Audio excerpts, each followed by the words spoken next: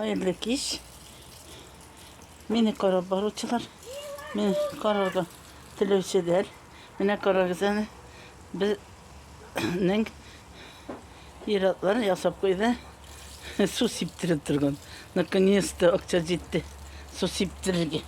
Kurbalarga bir vidilet etti. Mine malay beden ertesi yasap koydular Allah'a şükür. Mine oy rahat bakçada свежий воздух. Mine